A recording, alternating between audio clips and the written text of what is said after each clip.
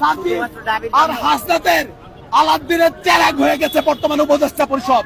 ঠিক, সার্জিস আর হাসনাত আলাদ্দিনের চেরাগ হিসেবে ঘোষণা দেয় আর উপদেষ্টা পরিষদ তাদের ইচ্ছা পূরণ করে দেয়। ঠিক, জুলাই আগস্ট আন্দোলনে হতাহতদের আরো ৫৫ পরিবার পেল জুলাই স্মৃতি ফাউন্ডেশনের সহায়তা। সফল না হই এবং কোনোভাবে যদি আমরা ব্যর্থ হই, আমরা যারা এখানে রয়েছি কারোরই অস্তিত্ব খুনি হাসিনা রাখবে না। হাসনাত আব্দুল্লাহ এবং সার্জিস দাবি করেছে যে তাদেরকে ট্রাক চাপা দিয়ে হত্যা চেষ্টা করা হয়েছে। তারা আরেকটা কথা বলছে যে এই হুমকি টুমকি দিয়ে লাভ হবে না। তারা 5 আগস্ট থেকে নিজেদেরকে মৃত মনে করে এবং তারা বোনাস লাইফ লিড করছে। হ্যাঁ, বিধাতা তোমাদের হয়তো হায়াত রেখেছেন, কিন্তু একজন ব্যক্তি তার দয়াতেও তোমরা বেঁচে আছো, সেটা হলো শেখ হাসিনা। ভারতের আশীর্বাদ ছাড়া এদেশে ক্ষমতা আসা যায় না। তাহলে বলতে হয় শেখ হাসিনার থেকে বেশি কারোর প্রতি ভারতের বেশি আশীর্বাদ ছিল না। বাংলাদেশের জনগণের ম্যান্ডেটই হবে যে কোনো রাজনৈতিক দল কিংবা সরকারের ক্ষমতায় আসার একমাত্র অবলম্বন। আসিফ নজরুল সাহেবের কাছ থেকে সুবিধা নিচ্ছে, কেউ নিবন্ধন নিচ্ছে, কেউ প্রকল্প নিচ্ছে, কেউ বিভিন্ন কাজ অবৈধভাবে ভাগিয়ে দিচ্ছে কোটি কোটি টাকার। এটা দেখতেই পাচ্ছেন। তারাই তার পক্ষে স্টেটমেন্ট দিচ্ছে। যারা তার পক্ষে ইনিয়ে বিনিয়ে বক্তব্য দিচ্ছে, আমি তাদের উদ্দেশ্যে বলতে চাই, আপনারা এই কথাটি কেন বলছেন না যে জনাব আসিফ নজরুল স্যার আপনার বিরুদ্ধে যে অভিযোগগুলো এনেছে আপনি সেগুলোকে ডিফেন্স করেন, মিথ্যা প্রমাণ করেন। আমিও বলছি, বিতর্কিত লেখার জন্য তসলিমা নাসরিন বাংলাদেশ থেকে বিতাড়িত হয়েছিলেন এক সময়। এখন পৃথিবীর বিভিন্ন দেশে তিনি ঘুরে বেড়ান, তার জীবন কাটান। দীর্ঘ সময় সংগ্রাম করেছেন এদেশে নারী স্বাধীনতার জন্য। আসসালামু আলাইকুম রহমতুল্লাহ। সবাই কেমন আছেন? আশা করি সবাই অনেক অনেক ভালো এবং সুস্থ আছেন। সবাইকে স্বাগতম জানাচ্ছি আমাদের আরেক নতুন ভিডিওতে। প্রতিদিনের মতো আমি আপনাদের সিরিয়াত ফারুকি আবারও চলে আসলাম নতুন একটা ভিডিও নিয়ে। আজকের ভিডিও টাইটেল এবং থাম্বনেল দেখে ইতিমধ্যেই বুঝতে পেরেছেন আজকে কি বিষয়টা নিয়ে কথা বলবো। আজকে যে বিষয়টা নিয়ে কথা বলবো খুবই গুরুত্বপূর্ণ একটা বিষয়। তো দর্শক, ইতিমধ্যে আপনারা সবাই ভিডিওর শুরুতেই কিছু অংশ দেখেছেন ভিডিওর। একটু পরে আমরা ভিডিওর বাকি অংশগুলো দেখবো। তার আগে আপনাদের কাছে ছোট একটি অনুরোধ জানিয়ে রাখতে চাই, যারা আমাদের ফারুকি অনলাইন ইউটিউব চ্যানেলটিতে এখনো আছেন প্লিজ দরকার আমাদের চ্যানেল সাবস্ক্রাইব করে সাথে থাকবেন। আর বেশি কথা বাড়াচ্ছি না, আমরা ভিডিওর বাকি অংশগুলো একটু দেখে আসবো। জুলাই আগস্ট আন্দোলনে হতাহতদের আরো ৫৫ পরিবার পেল জুলাই স্মৃতি ফাউন্ডেশনের সহায়তা। ময়মনসিংহে পরিবারগুলোর মাঝে আর্থিক সহায়তার চেক তুলে দেওয়া হয়। এ সময় সার্জিস আলম বলেন, এই আন্দোলন যদি ব্যর্থ হয় তাহলে আন্দোলনে জড়িত কারোই অস্তিত্ব থাকবে না। ময়মনসিংহ বিভাগের ৫৫ শহীদ পরিবারের হাতে ৫ লাখ টাকা করে চেক তুলে দেয় জুলাই শহীদ স্মৃতি ফাউন্ডেশন। এ সময় ছাত্র জনতা আন্দোলনের নানা ঘটনা তুলে ধরা হয়। আর কাবিল বাংলাদেশের একমাত্র ইউএল এবং ভিডি সার্টিফাইড কেবল, যা এ গ্রেড এলএমই রেজিস্টার। ফাউন্ডেশনের সাধারণ সম্পাদক সার্জিস আলম বলেন, বেঁচে থাকতে শহীদ পরিবারের কোনো সদস্যের গায়ে আঁচড় লাগতে দেওয়া হবে না। সব দিক দিয়ে চেষ্টা করছে আমরা যেন সফল না হই এবং কোনোভাবে যদি আমরা ব্যর্থ হই, আমরা যারা এখানে রয়েছি কারোরই অস্তিত্ব খুনি হাসিনা রাখবে না। ওই 5ই আগস্টের আগে যেমন এমন অনেক শহীদ পরিবার রয়েছে ঠিকমতো দাফন করতে দেওয়া হয় নাই, বাড়িতে থাকতে দেওয়া হয় নাই, থানায় হয়রানি করা হয়েছে। আবার যদি খুনি হাসিনা দোসররা আসে একই কাজ করা হবে। এদিকে কেন্দ্রীয় শহীদ মিনারে হয় সন্তান ও অভিভাবক সম্মেলন। এ সময় শহীদ পরিবার ও আহত ছাত্র জনতার পুনর্বাসন নিশ্চিতের দাবি জানানো হয়। আমরা যত নিহত হয়েছে তার তালিকা এখন পর্যন্ত পূর্ণাঙ্গ তালিকা আমরা পাইনি। যারা আহত হয়েছে তারা এখন পর্যন্ত রাষ্ট্রের পুরো দায়িত্বের মধ্যে আসে না। আহতদের সুচিকিৎসার ব্যবস্থার দায়িত্ব একে নিতে হবে, এই আহতদের সুচিকিৎসার দায়িত্ব ওকে নিতে হবে। এটা তো কোনো কথা নয়, রাষ্ট্র কেন সেই দায়িত্ব নেবে না? সম্মেলনে সমাজ কল্যাণ উপদেষ্টা শারমিন মুর্শিদ জানান, ভুয়া মুক্তিযোদ্ধাদের তালিকার মতো তড়িঘড়ি করে জুলাই আন্দোলনে হতাহতদের তালিকা করতে চান না তারা। যারা জুলাই ফাউন্ডেশন হয়েছে আমরা টাকা সঞ্চয় করেছি, আমরা গুছিয়ে কাজটা করতে চাইছি। আমাদের ব্যবস্থাপনায় ত্রুটি থাকতে পারে, কিন্তু আমাদের চেষ্টায় কোনো কমতি ছিল না। সংখ্যালঘুদের সাথে কেউ অন্যায় করলে ছাড় দেওয়া হবে না বলে হুঁশিয়ারি দেন সমাজ কল্যাণ উপদেষ্টা। সংখ্যালঘু সংখ্যাগুরু বলে কিছু নেই, আমরা সকলে এই দেশের নাগরিক। মাহফুজ কামাল। বিতর্কিত লেখার জন্য তসলিমা নাসরিন বাংলাদেশ থেকে বিতাড়িত হয়েছিলেন এক সময়। এখন পৃথিবীর বিভিন্ন দেশে তিনি ঘুরে বেড়ান, তার জীবন কাটান। দীর্ঘ সময় সংগ্রাম করেছেন এদেশে নারী স্বাধীনতার জন্য। নারীরা আপনার পোশাক আশাক থেকে শুরু করে বিভিন্ন কিছুতে তার ব্যতিক্রম একটা অবস্থান ছিল, যেটা বাংলাদেশের 90% মুসলিম দেশ আমরা যেভাবে দাবি করি সব সময়, যেমন এখন ইস্কনের ইস্যুতেও এই বিষয়টা কার্যক্রম হচ্ছে, সবাই আমরা দাবি করছি। তো সেখানে জামায়াত ইসলাম নামক যে দলটি আছেন রাজনীতির মাঠে, যেহেতু নামের শেষে ইসলাম এবং তাদের নেতাকর্মী সবাই মাশাআল্লাহ নামাজ পড়েন, দাড়ি রাখেন, টুপি পরেন, সুন্নাহ পালন করেন, সব কিছু করেন, তো তাদের প্রতি মানুষের একটা ধর্মীয় ভাবাবেগ থেকে জামাতের যারা কর্মী আছেন তারা কিন্তু সেখানে জয়েন করেছেন। এখন ইসলামের যে নিয়ম কানুন, সেই নিয়ম কানুনগুলোকেই আজকে যখন আমরা দেখছি কিছু কিছু অংশে ভোটের রাজনীতিতে ভোট পাওয়ার জন্য জামাত তাদের মূল এথিক্স থেকে বা ইসলামের এথিক্স থেকে সরে আসছে, তখন বিষয়টা নিয়ে সমালোচনা না করলেই না। ক্ষমতা দেওয়ার মালিক হচ্ছে আল্লাহ।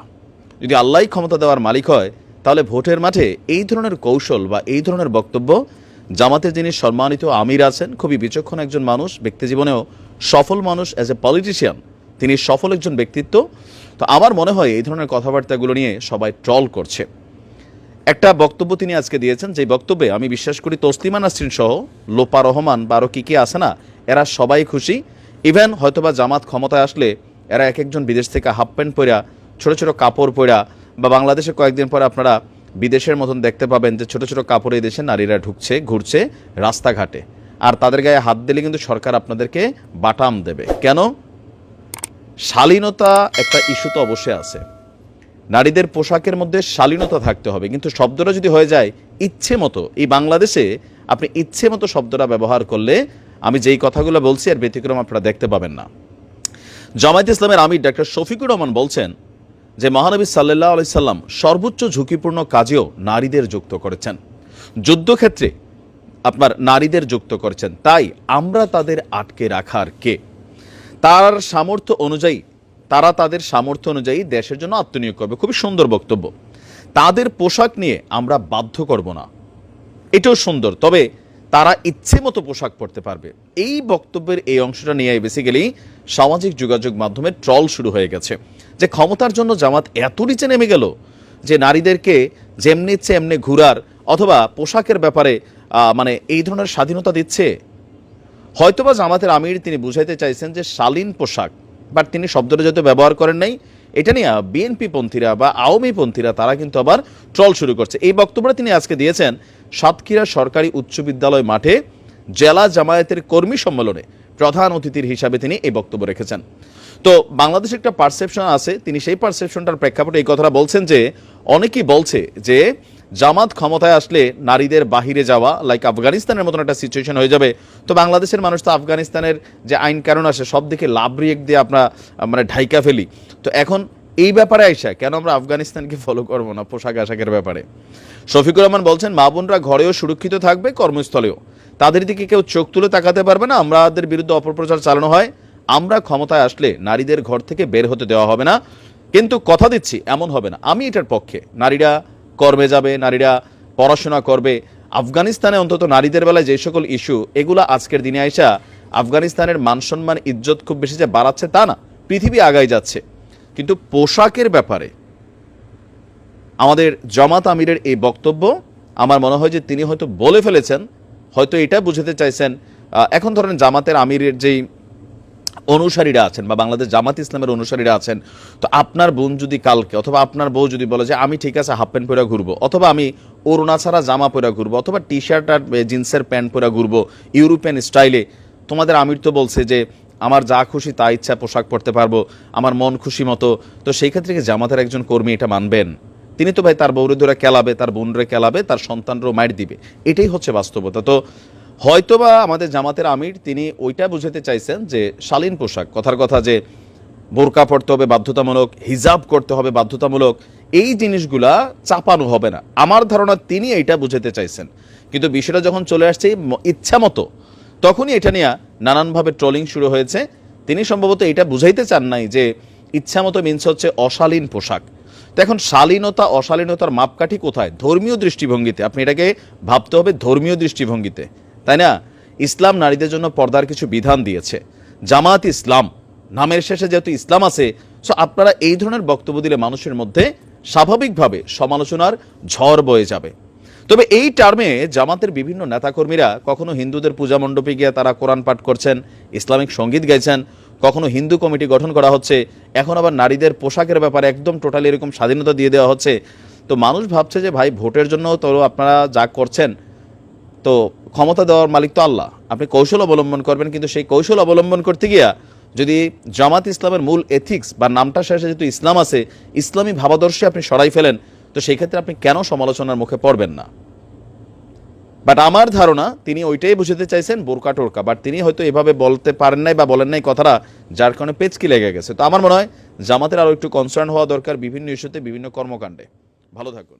দর্শক, হাসনাত আব্দুল্লাহ এবং সার্জিস দাবি করেছে যে তাদেরকে ট্রাক চাপা দিয়ে হত্যা চেষ্টা করা হয়েছে। তারা আরেকটা কথা বলছে যে এই হুমকি টুমকি দিয়ে লাভ হবে না, তারা 5 আগস্ট থেকে নিজেদেরকে মৃত মনে করে এবং তারা বোনাস লাইফ লিড করছে। হ্যাঁ, বিধাতা তোমাদের হয়তো হায়াত রেখেছেন, কিন্তু একজন ব্যক্তি তার দয়াতেও তোমরা বেঁচে আছো, সেটা হলো শেখ হাসিনা।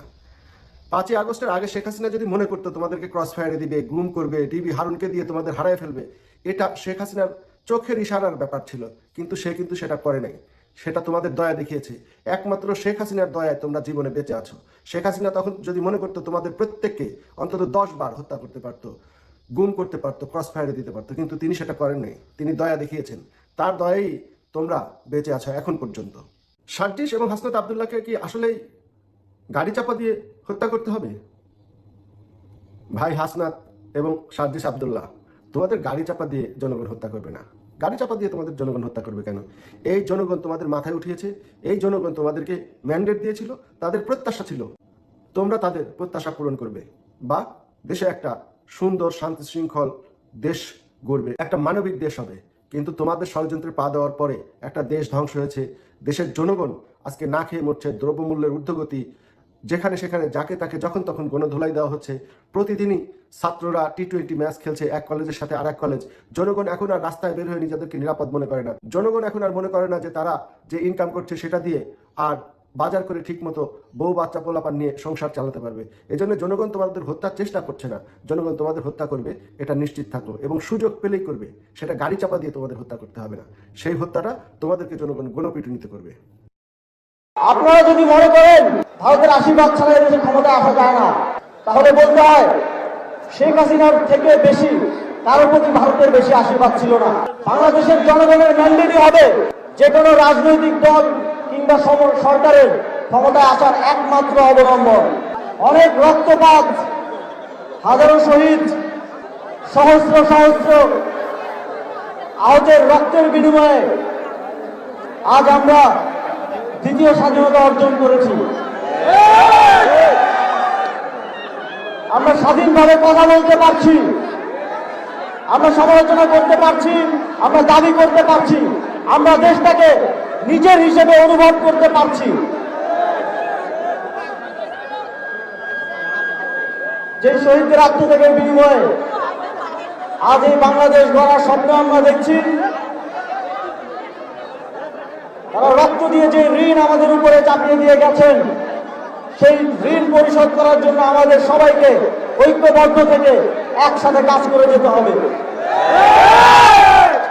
আমি আদম্য মৃত্যু পর্যন্ত সেই শহীদদের আহতদের রক্তের ঋণ শোধ করার জন্য, বাংলাদেশকে সঠিক পথে রাখার জন্য কাজ করব, এবং সেই পথে আপনাদের সমর্থন প্রত্যাশা করি। যেই নতুন বাংলাদেশের কথা আমরা বলি, সেই নতুন বাংলাদেশ গড়ে তোলার জন্য আমাদের প্রত্যেকের যার যার জায়গা থেকে কিছু দায়িত্ব রয়েছে, কিছু কর্তব্য রয়েছে। আমরা যদি সবাই যার যার দায়িত্ব ঠিকভাবে পালন করি, তাহলে এই স্বপ্ন একদিন বাস্তবায়ন হবে ইনশাআল্লাহ। ঠিক জুলাই গণঅভ্যুত্থানে তরুণরা যেভাবে নেতৃত্ব দিয়েছিল, নতুন বাংলাদেশ বিনির্মাণে, নতুন বাংলাদেশের নেতৃত্ব গ্রহণেও তরুণদেরকে ভবিষ্যতেও নেতৃত্ব দিতে হবে। আপনাদের সকলকে যার যার জায়গা থেকে নিজেকে প্রস্তুত করতে হবে ভবিষ্যৎ বাংলাদেশের প্রত্যেকটি সেক্টরে নেতৃত্ব গ্রহণ করার দায়িত্ব গ্রহণ করার জন্য। বিগত সময়ে ফ্যাসিবাদী সরকারের সময়ে উন্নয়ন কার্যক্রমগুলো শুধুমাত্র কয়েকটা নির্দিষ্ট জায়গায় হতো। এখন আমরা বলছি বাংলাদেশের প্রত্যেকটি আনাচে কানাচে সমানভাবে কোনো প্রকার বৈষম্য না রেখে আমরা উন্নয়নের ধারাবাহিকতা পৌঁছে দিব। আপনারা জানেন শিক্ষার দিক থেকে মুরাদনগর বাংলাদেশের যে স্ট্যান্ডার্ড তার থেকে অনেক পিছিয়ে। আমাদের শিক্ষার হার 48%। সেটা উন্নীতকরণের জন্য আমি শিক্ষা মন্ত্রণালয়ের সাথে কথা বলবো। এখানে শিক্ষা প্রতিষ্ঠানগুলোর যে সমস্যাগুলো আছে সেগুলো সমাধানের উদ্যোগ নেব। তবে আপনাদেরকেও আপনাদের সন্তানদেরকে স্কুলে পাঠাতে হবে। মুরাদনগরের এই শিক্ষার হার আগামী 10 বছরের মধ্যে আমরা 100% দেখতে চাই। চিকিৎসা ব্যবস্থা সহ আরো সকল ধরনের নাগরিক সেবার দিক থেকে মুরাদনগর যে জায়গাগুলোতে পিছিয়ে আছে সেখানে কনসার্ন মিনিস্ট্রিগুলোর সাথে উপদেষ্টাদের সাথে কথা বলে সেখানে দ্রুত পরিবর্তন, দৃশ্যমান পরিবর্তন আনার জন্য আমরা কাজ করব। শুধু এই সরকারের দায়িত্বে থাকা অবস্থায় নয়, ভবিষ্যতেও যতদিন দেশের জন্য কাজ করব, আপনাদের একজন প্রতিনিধি হয়ে, আপনাদের একজন হয়ে যেন আমি কাজ করে যেতে পারি, সেজন্য আপনারাও আমাকে সমর্থন করবেন এবং সহযোগিতা করবেন। পতিত স্বৈরাচারের সময়ে নানা কারণে কুমিল্লাকে বিভিন্নভাবে বঞ্চিত করা হতো। কুমিল্লার একটি প্রশাসনিক বিভাগ, কুমিল্লা সহ আশেপাশের জেলাগুলোর জনগণের দীর্ঘদিনের আকাঙ্ক্ষা। চট্টগ্রাম বিভাগে গিয়ে বিভাগীয় কার্যক্রম পরিচালনায় অনেক বেগ পেতে হয় এই অঞ্চলের জনগণকে, এবং সে বিষয়ে সরকার বিভিন্ন উদ্যোগও নেওয়ার প্রস্তুতি ছিল। কিন্তু আপনারা জানেন স্বৈরাচারী শেখ হাসিনা বলেছিল কুমিল্লা নামে কোনো বিভাগ হবে না। কিন্তু আমরা স্পষ্টভাবে বলতে চাই, এখানে কোনো বিভাগ হলে সেটা কুমিল্লার নামেই হবে। এবং আমি সরকারের সর্বোচ্চ নীতি নির্ধারকদের সাথে কুমিল্লাকে একটি প্রশাসনিক বিভাগে রূপান্তরের জন্য আলোচনা করব এবং অতি দ্রুত সময়ের মধ্যে তা বাস্তবায়নের জন্য প্রচেষ্টা করব। আপনারা জানেন বর্তমান বাংলাদেশের পরিস্থিতিতে অনেক ধরনের অভ্যন্তরীণ এবং বহির্গত ষড়যন্ত্র হচ্ছে। আমাদের অত্যন্ত দুঃখের সাথে বলতে হয়, আমাদের রাজনৈতিক দলগুলোর মধ্যে একটা বদ্ধমূল ধারণা জন্মেছে যে ভারতের আশীর্বাদ ছাড়া বোধহয় বাংলাদেশের ক্ষমতায় আসা যায় না। ফলে তারা যে ধরনের বক্তব্য দিচ্ছে তাই এদেশের স্বাধীনতাকামী সার্বভৌমত্বের পক্ষের জনগণের জন্য অত্যন্ত কলঙ্কজনক এবং দুঃখজনক। আপনারা যদি মনে করেন ভারতের আশীর্বাদ ছাড়া এদেশের ক্ষমতায় আসা যায় না, তাহলে বলতে হয় শেখ হাসিনার থেকে বেশি কারোর প্রতি ভারতের বেশি আশীর্বাদ ছিল না। সেই শেখ হাসিনার কি পরিণতি বাংলাদেশের জনগণ করেছে তা স্পষ্টভাবে আপনারা দেখতে পাচ্ছেন। আপনারা যদি ভবিষ্যতে সে ধরনের পরিণতির সম্মুখীন হতে না চান, বাংলাদেশের জনগণের ম্যান্ডেটকে এই ক্ষমতায় আসার একমাত্র উপায় হিসেবে অবলম্বন করুন, অন্য কোনো বহিরাগত শক্তির আশীর্বাদ নয়। যারা তাকে ডিফেন্স করছে তারা তাদের সুবিধাভোগী। আসিফ নজরুল সাহেবের কাছ থেকে সুবিধা নিচ্ছে, কেউ নিবন্ধন নিচ্ছে, কেউ প্রকল্প নিচ্ছে, কেউ বিভিন্ন কাজ অবৈধভাবে ভাগিয়ে দিচ্ছে কোটি কোটি টাকার। এটা দেখতেই পাচ্ছেন। তারাই তার পক্ষে স্টেটমেন্ট দিচ্ছে।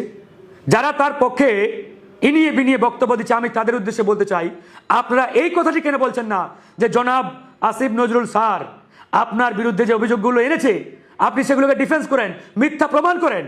আমিও বলছি যে স্যার আপনি আমারও প্রিয় ছিলেন, প্রিয় আছেন, কিন্তু আপনার নানান কাজে আমি সমালোচনা করছি। আপনার বিরুদ্ধে আনিত অভিযোগগুলো মিথ্যা প্রমাণ করুন। আপনি মিথ্যা প্রমাণ করলেই তো আপনাকে স্যালুট জানাবো। আর যদি না পারেন তাহলে ধরে নিতে হবে যারা আপনার বিরুদ্ধে এই অভিযোগগুলো এনেছে এগুলো পরিষ্কারভাবে সত্য। আর তার পক্ষে তো তারাই দাঁড়াবে ভাই যারা সুবিধাভোগী। একটু যদি সুযোগ পাই ইউনুসের দিকে বন্দুক তাক করতে 1 সেকেন্ডের সময় নেবে না, কারণ এদেরকে তিলে তিলে হাসিনা গড়ে তুলেছে 17 বছর ধরে। এরা আমার লোক নয়, বাংলাদেশের লোক নয়, এদেশের লোক নয়। সাংবাদিক ইলিয়াস হুসাইন যে তথ্যের আলোকে বা যে তথ্যগুলো দিয়ে সেই ভিডিওটি ছেড়েছে বা যে প্রতিবেদনটি ছাড়ছে, এই প্রতিবেদনের অনেক তথ্যই একবারে পানির মতো পরিষ্কার সত্য। যদি আমরা ধরেও নেই যে তিনি সেখানে কিছু তথ্য অসত্য বা বানিয়ে উপস্থাপন করেছেন, তারপরেও তিনি অধিকাংশ তথ্য তো সত্য দিয়েছেন। তাহলে এই সত্য তথ্যগুলোর বিষয়ে আপনাদের পরামর্শ কি, আপনাদের মতামত কি, আপনাদের স্টেটমেন্ট কি? আজকে আমরা দেখলাম প্রবীণ আইনজীবী জেড আই খান পান্না তিনিও সাংবাদিক ইলিয়াস হুসাইনের এই প্রতিবেদনের বিরুদ্ধে দাঁড়িয়েছেন। অথচ এই জেড আই খান পান্না কিছুদিন আগে প্রকাশ্যে মিডিয়ায় ঘোষণা দিয়েছিলেন তিনি হাসিনার আইনজীবী হবেন। অর্থাৎ হাসিনাকে জামিন করানোর বিষয়ে বা জামিন করতে বা বাংলাদেশে ফিরিয়ে আনতে তার পক্ষের আইনজীবী হিসাবে তিনি কাজ করবেন। তার মানে জেড আই খান পান্নারা হচ্ছে আওয়ামী লীগের হিডেন এজেন্ট। আর আজকে আমরা অবাক হয়ে দেখছি ইলিয়াস হুসাইন যে তথ্য দিয়েছে যে ভারতীয় এদেশীয় রয়ের এজেন্টরা তারা একে অপরের পক্ষে শক্তিশালীভাবে দাঁড়াচ্ছে, স্ট্যান্ড নিচ্ছে। কোইন্সিডেন্টলি আপনারা যদি চিন্তা করেন জেড আই খান পান্নার আজকের এই স্টেটমেন্ট বা বক্তব্যের মাধ্যমে সেটি পানির মতো পরিষ্কার। অর্থাৎ ভারতের যে সকল এজেন্ট বাংলাদেশে রয়েছে, এক এজেন্ট আরেক এজেন্টকে রক্ষায় তারা তার পাশে দাঁড়াচ্ছে, তার পক্ষে দাঁড়াচ্ছে। তা না হলে জেড আই খান পান্না আমরা দেখলাম এই সরকারের একজন উপদেষ্টার পক্ষে আজকে স্টেটমেন্ট দিচ্ছেন, যে উপদেষ্টার বিরুদ্ধে সাংবাদিক ইলিয়াস কিছু অথেন্টিক প্রমাণসহ বক্তব্য হাজির করেছেন। এই জেড আই খান পান্না 4 দিন আগেও কিন্তু এই সরকারের বিরুদ্ধে ব্যাপক হুমকি ধামকি অবস্থান স্টেটমেন্ট, এই সরকার অবৈধ, এটা সেটা ইত্যাদি বলেছেন। তো আজকে কি এমন বিষয় সামনে আসলো বা তিনি কি এমন ওহি পাইলেন যে ওহির কারণে তিনি হুট করে এই সরকারের পক্ষে কথা বলছেন? তার মানে এই সরকারের একজন উপদেষ্টার পক্ষে কথা বলা মানে এই সরকারের পক্ষেই তো বলা প্রকারান্তরে। তার মানে বুঝতে হবে ভারতীয় এজেন্টরা এক এজেন্ট আরেক এজেন্টকে রক্ষায় বাঁচানোর জন্য তারা প্রতিনিয়ত চেষ্টা করে কাজ করে তাদের পক্ষে দাঁড়ায়। আজকে সাংবাদিক ইলিয়াস তার সমালোচনা যারা করছেন, হ্যাঁ তার আলোচনা থাকবেই, তার যে বক্তব্য ভিডিও বার্তা ইত্যাদি সেগুলো শতভাগ সত্য এটা আমি বলছি না, কিন্তু তিনি যে কয় পার্সেন্ট সত্য উপস্থাপন করেছেন সেই কয় পার্সেন্ট সত্যের বিষয়ে আপনার অবস্থান কি, আপনার জাস্টিফিকেশন কি, সেগুলোকে উড়িয়ে দিতে পারবেন?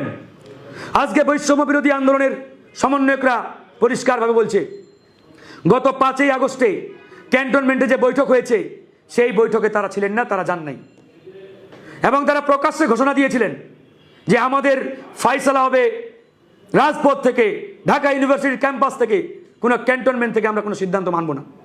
এখনও তাদের বক্তব্যগুলো আছে।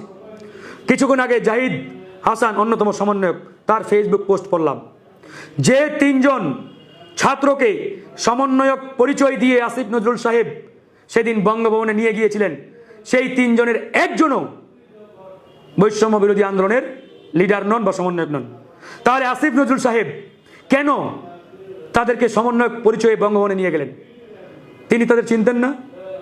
ওই 3 জনের একজন বর্তমান গণ অধিকার পরিষদ নুরুল হক নূরের অনুসারী এবং তার দলের অন্যতম সংগঠক নেতা। তো এরকম একজন নেতাকেও মানে যে মূল রাজনীতি করে তাকেও ছাত্র পরিচয় সেখানে নিয়ে যাওয়া হয়েছে, আরেকজন নারীকে নিয়ে যাওয়া হয়েছে, তাকে কেউ চিনেই না। তো এরকম যাদেরকে পরিচয় দিয়ে নিয়ে যাওয়া হয়েছে তারা কেউই ছাত্রদের প্রতিনিধি ছিলেন না।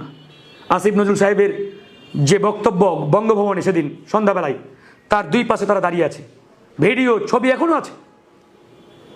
আসিফ নজরুল সাহেব তখন কেন তাদেরকে পাশে রেখে বক্তব্য দিলেন? তিনি তো চিনেন তাদের, জানেন। তো এখান থেকে তো পরিষ্কার যে এটি বড় ধরনের একটি রহস্যময় ঘটনা সেদিন ঘটেছে।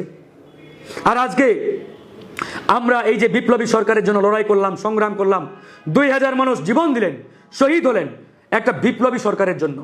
তারা বিপ্লব করেছে, আমরা বিপ্লব করেছি, কিন্তু বিপ্লবী সরকার গঠন করতে দেওয়া হয় নাই পরিকল্পিতভাবে, একবারেই পরিকল্পিতভাবে ভারতীয় পরিকল্পনায়, ভারতীয় প্রেসক্রিপশনে বিপ্লবী সরকার না করে হাসিনার রেখে যাওয়া সংবিধান অনুযায়ী অন্তর্বর্তীকালীন সরকার গঠন করা হয়েছে। যারা সেই মিটিংয়ে ক্যান্টনমেন্টে উপস্থিত ছিলেন আপনারা জানতেন না যে এই সংবিধান অনুযায়ী অন্তর্বর্তীকালীন সরকার মানে হাসিনার ফরম্যাটে সরকার হবে? আমরা এটা কেন মানব? কেন আপনারা অ্যাকসেপ্ট করলেন? ওয়াই? আপনাদের কে পারমিশন দিয়েছিল? কে অনুমোদন দিল? আমরা কি এই হাসিনার সংবিধান মানার জন্য রক্ত দিলাম, জীবন দিলাম? 2000 মানুষ জীবন দিল কি হাসিনার এই ফ্যাসিবাদী সংবিধান রক্ষার জন্য? সাধারণ পাবলিক এগুলো না বুঝলে আমরা ঠিকই বুঝি, আমরা ঠিকই জানি, রাজনৈতিক মহল জানে।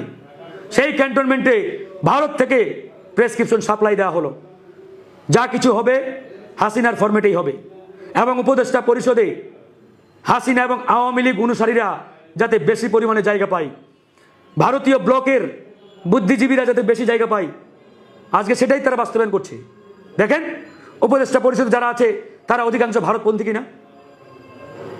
ইউনূস স্যার বাদে অধিকাংশকে নিয়ে সবাই একমত যে তারা ইন্ডিয়ান লাইনের। তাহলে এটা কি আমরা চেয়েছিলাম? এটা কারা করলো? ছাত্ররা করেছে? নো, আমরা করেছি না, তারাই করেছে যারা ওই ক্যান্টনমেন্টে সেদিন 5ই আগস্ট জানাতে পারবেন আমাদের চ্যানেলে সাবস্ক্রাইব থাকবেন। এই বিষয়টা নিয়ে আপনার প্রতিক্রিয়া দ্রুত কমেন্টে জানিয়ে ফেলুন। দেখা হবে না কোনো ভিডিওতে। ভালো থাকবেন, সুস্থ থাকবেন। আল্লাহ হাফেজ।